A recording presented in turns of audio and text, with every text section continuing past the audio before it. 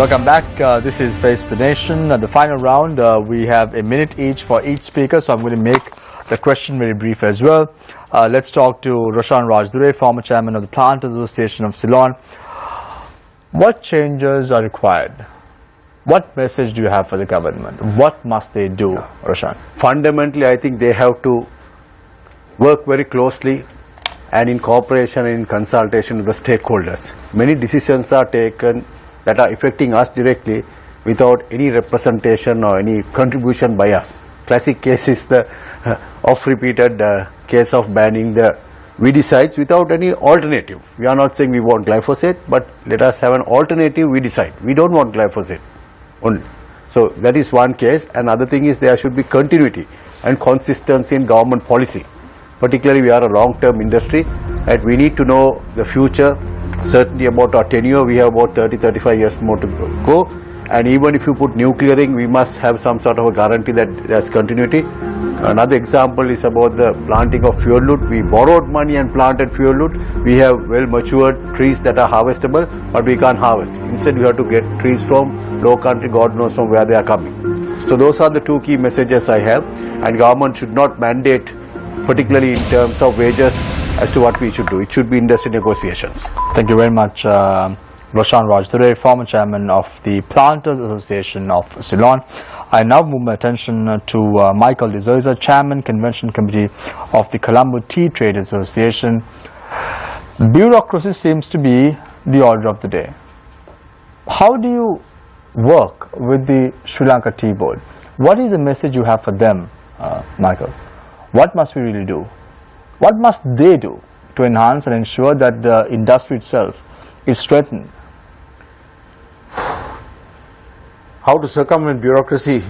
I mean, your guess is as good as mine. But we need to have a dialogue where we can get away from their tech committees and procurement methods and delays to whatever. And maybe we have to sit down and actually have a dialogue on how we can work that out and also implement new methods, maybe outside of the tea board. And as Rohan pointed out, the way forward may well be to move away from the Ministry of Plantation Industries to the Ministry of Trade. So the export trade can do its own thing in the best way for it. So does that mean that exporters will now have to work alone, independently? They're doing it anyway.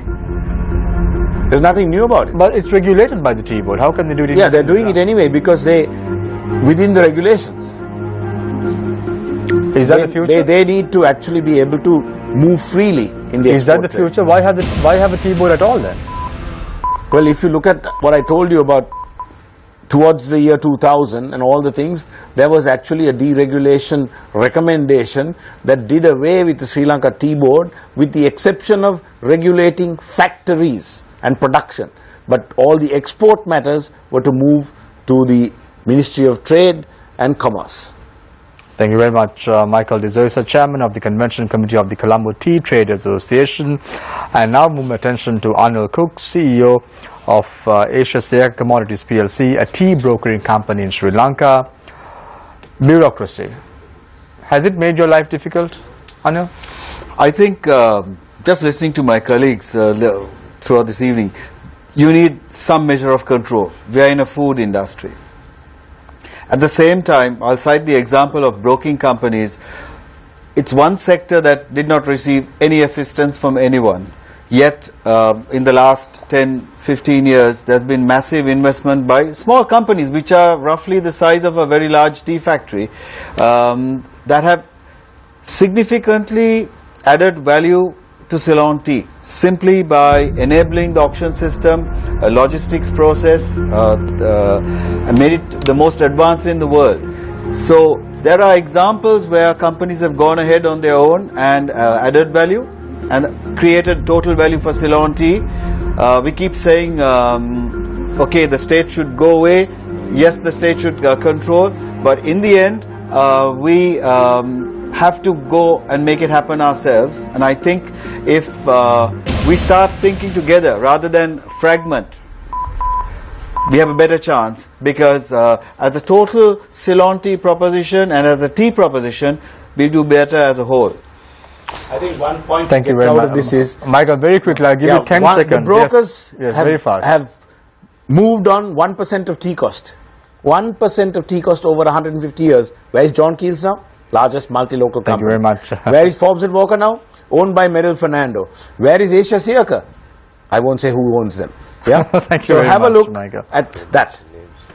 Thank you very much. Do you want to add anything to it, Anil? I need to give you a fair chance because Michael just butted in and spoke. But you can respond to it if you want to. Or else you can I think remain silent. intelligent investment of your resources is a reflection of the quality of management, and not everyone who had an opportunity made the best of it. And that's the definition of success, isn't it? Thank you very much, Anil. And that is your answer. I now move my attention to Rohan Fernando, former president of the Tea Exporters Association of Sri Lanka. Rohan, after final thoughts, probably this is it for you. You may lose the government promotional fund, but I want you to be candid now. I want you to be honest and true to your heart and tell me, is the government doing enough? Is the tea board doing enough? You see, the tea exporters have, in effect, worked independently without depending too much on the government or the tea board. It is true that we are coming under the regime of controls, but we have been resilient enough to weather these problems and move away and expand our markets. The only problem is we seem to be suffering from illusion of grandeur. Ceylon tea is the best in the world, that everybody must drink Ceylon tea. I am not saying Ceylon tea is not the best in the world. It is the best in the world. But the way we do business, we have to rethink. We have to think out of the box and look at how we can grow tea differently, how we can package tea differently, and how we can go to the global market differently. That is where the success lies, and that is where the strength of the tea exporters lie. And very soon you will find a lot of tea exporters becoming multinationals out of Sri Lanka. That's the message for our fraternity in the tea export industry. But that's not going to be healthy for a country. You're having people setting up operations overseas. But actually now, look at most of the multinationals. They work in other countries, but the strength comes back to the mother country where the brand is registered, where their headquarters are. So I see in the next 10 years something like that happening for the Ceylon tea industry. But then again, Rohan, you won't have the words pure Ceylon tea, you won't have the words packed in Sri Lanka, you won't have the lion logo. Is that going to add credibility for the brand? You see, if you look at the pure Ceylon tea, it goes into the niche market. If you look at the manufacture of tea in Sri Lanka, I don't think more than 40% of the tea can fit into that caption of pure Ceylon tea. Oh, Ron, I want to ask you a very controversial question now. There are many companies in Sri Lanka who say that liberalizing the tea industry in Sri Lanka is a big no-no. No way. But they have operations in countries like Poland. And these are the very companies who say no to liberalizing the tea industry. Are they trying to sink the other exporters in Sri Lanka and try to be on the top? As you brought me back again into this controversial point of liberalization. Hadi, you answered the question. Thank you very much, Rohan. I thought you'd be silent, but then you said I answered the question. Thank you very much, the former president of the Tea Exporters Association of Sri Lanka. And then Niraj Dimel, former chairman of the Sri Lanka Tea Board. Niraj, I want to take your attention a little bit away from the message to the government, the message to the Tea Board, etc. Right now, the tea executives who can taste a good cup of tea in Sri Lanka are slowly fading away. You can't find the cream, you can't find the talent, and you don't find the need for an individual to go and taste a cup of tea in Sri Lanka anymore. Why? I think it's the structural change that has taken place.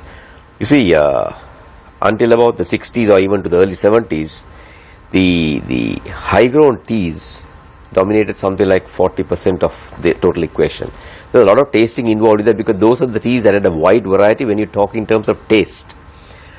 Then we found the surge of smallholder private entrepreneur coming in predominantly in the low-grown sector, where it was more the style of the leaf than the taste. Agreed. At the end of the day, a cup of tea is tasted. It should be tasted, be it low-growns, high-growns or medium. But because it became such a vast number of grades, it was impracticable for a tea taster to keep on tasting all those cups. But whereas high growns, lesser number of grades, the variations are fairly well known, so there was more time involved in tasting and picking out the teas that suited UK to Japan to Russia and wherever, because the waters actually play a prominent role at the end of the day. So as a result of that, automatically it faded into less emphasis on tasting and more on visual appearance. Niraj, let me put it this way, very precisely. Tea tasting is not a stylish job anymore. Why? Those days when you say you're a tea taster, it used to be something of something, a big job. It was an elite task, and you find only those from good schools coming and tasting a nice cup of tea, and you find this. But now, what's happening? Well, is the government doing enough? Are they promoting tea tasting as a job, as an opportunity? Is government this happening? has never done this. Is there a need for it? There is a need. As long as this industry remains, there is a need for a tea taster, and it's up to us stakeholders to keep on creating that. And now my question to you: are you doing enough? Now, you are the former chairman of the Sri Lanka Tea Board. You also have an academy. Are you doing enough, Niraj? Well, you said that everyone of you also that's precisely the reason why I started in my retirement the tea tasting academy, so that that's the thing about tea tasting is that candle is still kept alive. But only thing is the trade has to buy into that. The trade itself has evolved into different areas, catering to different markets, where tasting is, the emphasis is not so much on tasting. But at the end of the day, consumer will say what a good tea is purely by tasting. So for that to guide a consumer to get a good cup of tea, it's a tea taster's job here to choose the precise tea that will suit the markets of, let's say, Saudi Arabia to Japan or whatever. And if we are looking at liberalizing tea economy in Sri Lanka, the tea industry in Sri Lanka, you need to have tea tasters in the country as well. Of course, because I'd rather be bringing in the wrong tea from. Thank you. Thank you very much, Niraj, for your thoughts as well. Thank you very much, Roshan Rajdurai, Thank you. former chairman of the Plant Association of Ceylon. Thank you very much, Michael De Souza, chairman of the Convention Committee of the Colombo Tea Traders Association. Thank you very much, Niraj Dimel, former chairman of the Sri Lanka Tea Board, for joining us this evening on the show. Thank you very much, Rohan Fernando, former president of the Tea Exporters Association of Sri Lanka. Rohan, I must tell you that I really appreciate you coming on the show, because 6 months ago when we invited, you were the president of the Tea Exporters Association of Sri Lanka, and you said that you would like to shy away or keep away from the show at that time. But nice to have you on the show tonight, Rohan. Your input was well noted. Thank you very much, Anil Cook, CEO of the Asia Seaka Commodities PLC. Thank you very much for joining us, Anil, on the show, and thank you very much for sharing your thoughts on this show as well. Thank you very much, Charita. Thank you very much, Faraz. Tomorrow on Newsline, Mr. Lassell De Silva. And Lassell is going to talk about what? He is going to talk about the deteriorating commitment on the part of the Yapalni government to good governance. Are you going to talk about the bond tomorrow as well? No, we've got a new topic. The National Payment Platform. Thank you very much, Faraz, for your thoughts, and thank you very much for joining us this evening on the show. It's always a pleasure to have you on board. Yes, sir. Do you think we can go home now? Yes, we should. We should go home now. Thank you very much for joining us this evening on the show. Just one thing to take back home tonight. That is, implementation is important. It's not about just talk. If you don't implement, that's it. It's just like a nice cup of tea. You have to have the right blend. You have to have the right amount of sugar. You should have the right amount of milk. And most importantly, you have to brew your tea very well. And the government should realize it's just not playing alone. There are many stakeholders in the game. Planters, estate workers, brokers, export associations, as well as those who are directly and indirectly involved in the tea trade of Sri Lanka. I want to leave you tonight with a quote, as I always do. Let us make our future at least now, and let us make our dreams tomorrow a reality over a nice cup of tea. Take care and God bless.